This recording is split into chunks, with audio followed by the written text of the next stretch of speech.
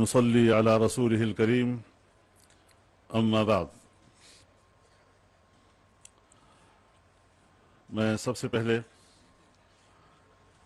جناب میاں محمد شہباز شریف صاحب وزیر اعظم اسلامی جمہوریہ پاکستان کو ڈیرہ اسماعیل خان تشریف لانے پر دل کی گہرائیوں سے خوش آمدید کہتا ہوں۔ ان کے ساتھ وفاقی وزراء اور ان کی پوری ٹیم جو یہاں تشریف لائی ہے، میں سب کو خیر مقدم کہتا ہوں۔ اس اجتماع میں وفاقی وزراء حضرات، اعلیٰ سرکاری افسران، مختلف شعبوں سے وابستہ ماہرین اور اس علاقے کے تمام معززین، بزرگ، دوست اور بھائی جو آج یہاں اس پنڈال میں جمع ہے، سب کو خوش آمدید کہتا ہوں۔ ڈیرہ اسماعیل خان کی سرزمین آج فخر کر رہی ہے آپ کی تشریف آوری پر۔ آپ نے جس محبت، جس خلوص کا اظہار اس سرزمین اور پسماندہ سرزمین کے پسماندہ لوگوں کے ساتھ کیا ہے، ہم آپ کی اس ہمدردی پر آپ کے تہہ دل سے شکر گزار ہیں۔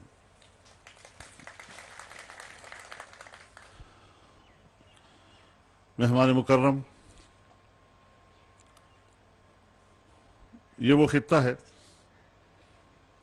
کہ جغرافیائی لحاظ سے اس کا محل وقوع بہت ہی اہم ہے۔ یہ بلوچستان کی گزرگاہ بھی ہے، یہ صوبہ سندھ کی گزرگاہ بھی ہے، یہ پنجاب کا پڑوس بھی ہے، اور اس وقت چین سے لے کر گوادر تک بین الاقوامی شاہراہ کا گزرگاہ بھی ہے۔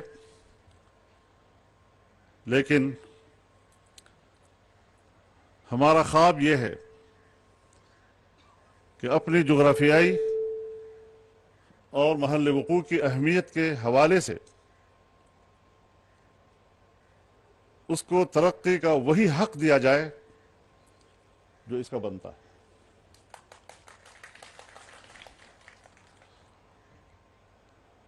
کسی زمانے میں یہ ساری چیزیں ایک تخیل ہوا کرتی تھی۔ میں جب 90 کی دہائی میں یہاں کے کسی اجتماع سے بات کرتا تھا تو لوگوں کو ایک سراب سا لگتا تھا کہ کیوں کر یہ اور کس طرح یہ حقیقت بنے گا۔ لیکن آج الحمدللہ وہ پسماندہ علاقہ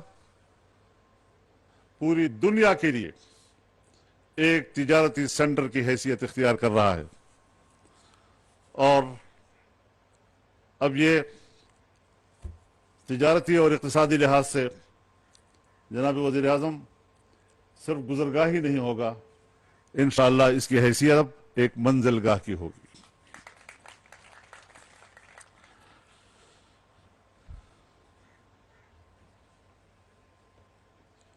جناب میاں محمد نواز شریف صاحب بحیثیت وزیر اعظم پاکستان کے یہاں تشریف لائے۔ ہماری درخواست پر انہوں نے بڑے بڑے منصوبوں کا اعلان کیا۔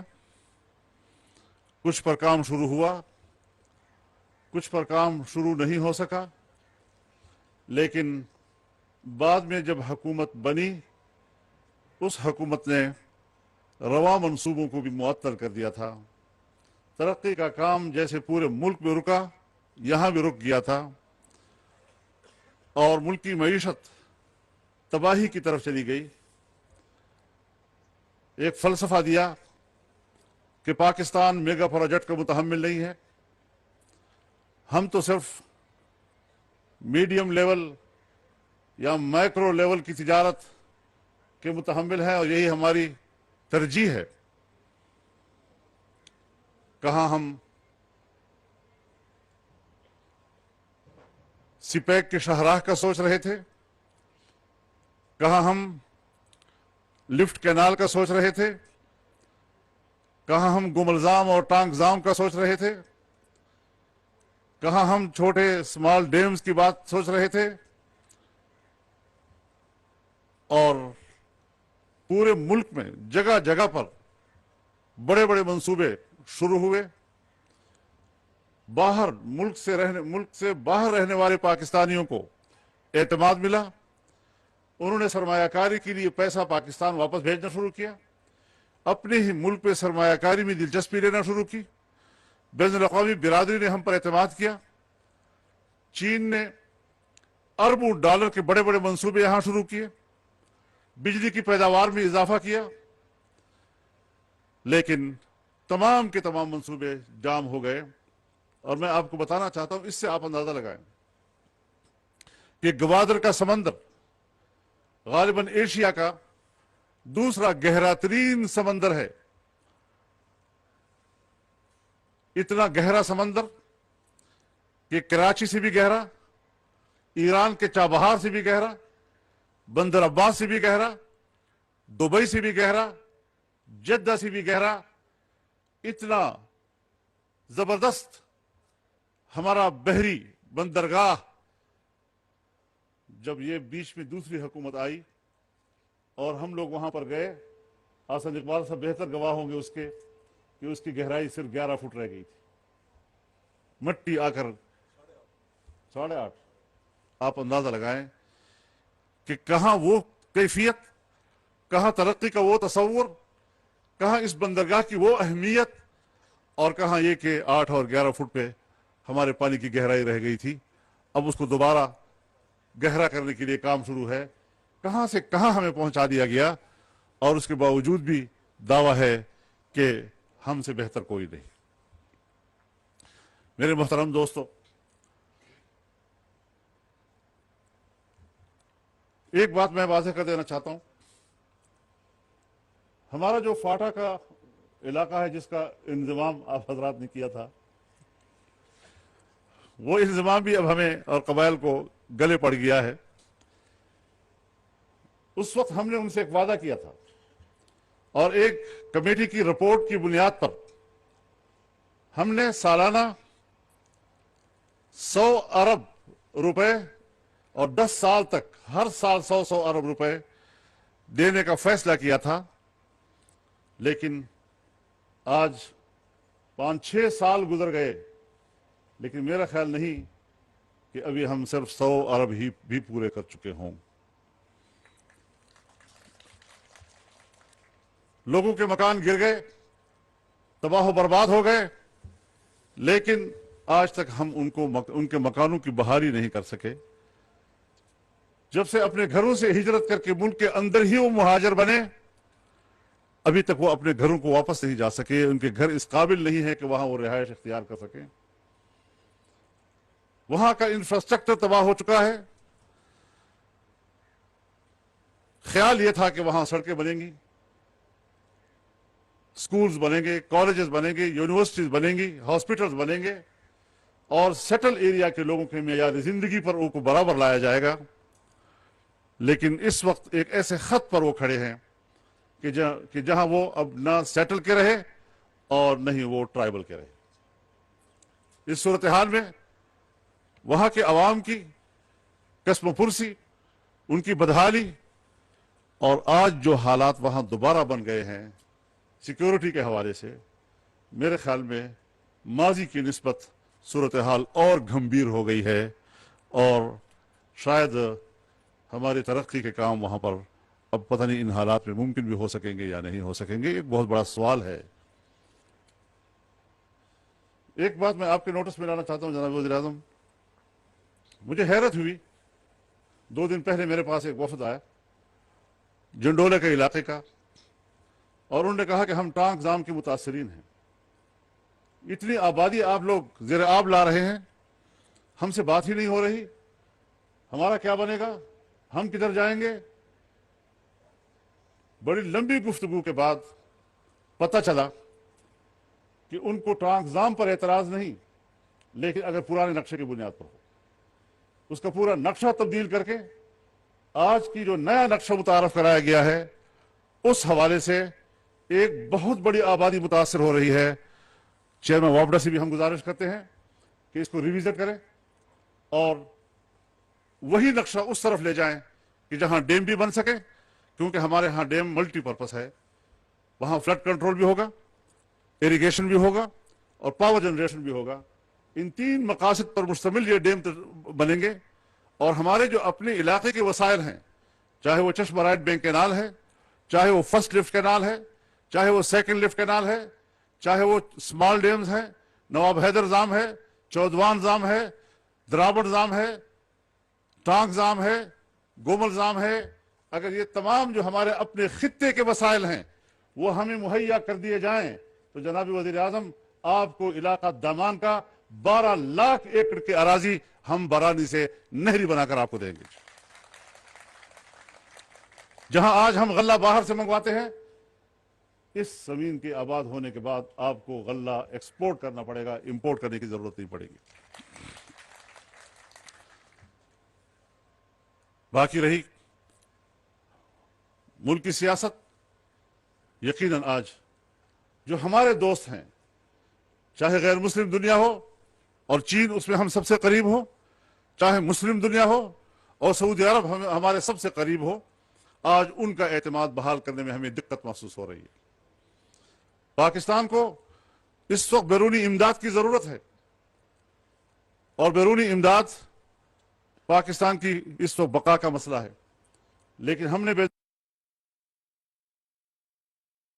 کہ آج باہر کی دنیا تو کیا آپ کے ہاں سرمایہ کاری کرے گی، اپنے ملک کا سرمایہ دار، اپنے ملک کا کاروباری طبقہ، وہ اپنے ملک میں سرمایہ کاری کے بجائے ملک سے باہر جانے کو ترجیح دے رہا ہے، اپنا پیسہ باہر منتقل کر رہا ہے۔ ہم نے اس اعتماد کو کیسے بحال کرنا ہے، یہ بہت بڑا چیلنج ہے، اور اس کے باوجود ملک میں بے قراری پیدا کرنے کی کوشش کی جا رہی ہے۔ لیکن جناب وزیر اعظم، آپ مطمئن رہیں، جو انرسٹ پیدا کرنا چاہتے تھے، جو بے قراری پیدا کر کے معیشت کی تباہی کا ایجنڈا نامکمل دیکھ کر اسے مکمل کرنا چاہتے تھے، وہ مایوس ہو چکے ہیں، وہ ناکام ہو چکے ہیں، اور انشاءاللہ ناکامی ہی ان کا مستقبل ہے۔ پاکستان ہمارا ہے، اس کا مستقبل ہم سے وابستہ ہے انشاءاللہ، اور اس ملک کی ترقی کی طرف ہم آگے لے جائیں گے۔ ایسے عناصر کے سیاست کا خاتمہ کرنا جس کے پیچھے بین الاقوامی وہ لابیز ہوں جو پاکستان کے ازلی دشمن ہیں۔ جناب وزیر اعظم، ایک تاریخی حقیقت آپ کے سامنے واضح کرنا چاہتا ہوں۔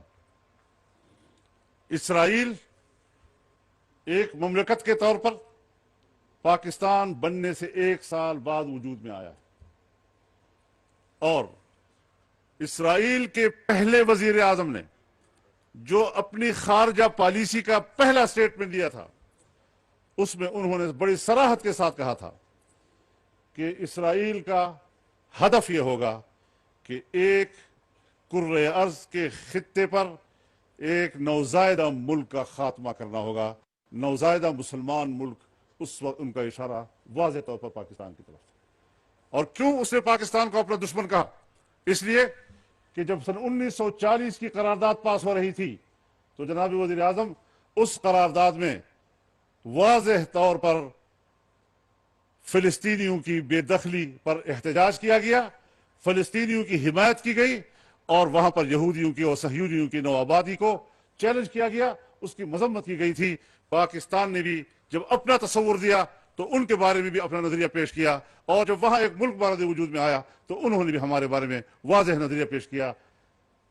اگر شیطان میرے دادا آدم کا دشمن ہے اور آج بھی وہ میرا دوست نہیں ہو سکا، اور قیامت تک بھی شیطان اس لیے میرا دوست نہیں ہوا کہ میرے دادا کا دشمن رہا ہے، تو اسرائیل بھی کبھی پاکستان کا خیر خواہ نہیں ہو سکتا، اور نہیں پاکستان کی سرزمین سے ان کے لیے خیر خواہی کی بات ہونی چاہیے۔ ہمیں خود اعتمادی کے ساتھ اپنی پالیسی بنانی ہوں گی، ہمیں سود کا خاتمہ کرنا ہوگا۔ جس طرح کے اقدامات ہوئے ہیں، میں صرف شکریہ ہی نہیں بلکہ مبارکباد بھی پیش کرتا ہوں کہ آج پہلی مرتبہ سود کے خلاف فیصلہ ہوا اور اسٹیٹ بینک آف پاکستان اور نیشنل بینک آف پاکستان دونوں نے اپنی اپیلیں عدالت سے واپس لینے کا فیصلہ کیا تاکہ کورٹ کے فیصلے پر عمل درآمد ہو سکے. اور اب ہمارے لیے وہ بینک جو پرائیویٹ ہے اور انہوں نے اپیلیں کی ہوئی ہیں ان کو بھی واپس لانے پر ان کو آمادہ کیا جائے گا. تو میرے محترم دوستو، خطے میں ایک باوقار ملک بننے کی صلاحیت ہم نے اپنے اندر پیدا کر دی ہے.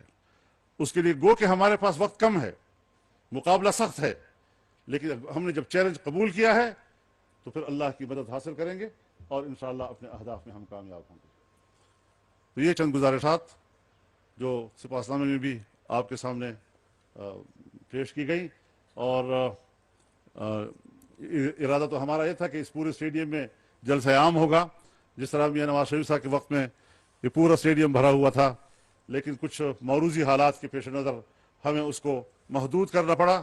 آپ تشریف لائے، آپ نے بڑے بڑے میگا پروجیکٹس کے افتتاح کیے اور ہمارے مطالبات بھی آپ نے سپاس نامے میں سنے، اور مزید بھی ہم آپ سے امید رکھیں گے کہ ہمدردانہ غور ہمارے مطالبات پر آپ کریں گے. اور آپ نے ہمیں یہ بھی کہا تھا کہ میں بنوں مستقل طور پر جاؤں گا. تو اگر آج یہاں اس اجتماع میں بنوں سے کوئی ساتھی نہیں آئے یا بہت کم آئے ہیں تو اس کی بنیادی وجہ یہ ہے کہ آپ نے بنوں کے لیے ایک مستقل سفر کرنے کا عندیہ دیا تھا، جس کے لیے ہم آپ کے شکر گزار ہیں کہ وہاں پر بھی. لیکن ساتھ ساتھ میں یہاں پر ایک بات اپنے دوستوں کے سامنے عرض کر دینا چاہتا ہوں کہ یہاں سے تجارتی شاہراہ گزر رہا ہے، سپیک کے معنی تجارتی شاہراہ. اب ظاہر ہے کہ اس شاہراہ کے قریب قریب میں ہماری پیداواری صلاحیت میں بھی اضافہ ہونا چاہیے، اور اس کے لیے ضروری ہے کہ یہاں انڈسٹریل پارک ہونے چاہیے، اور کچھ ہماری ڈیرہ اسماعیل خان میں خریدی گئی ہے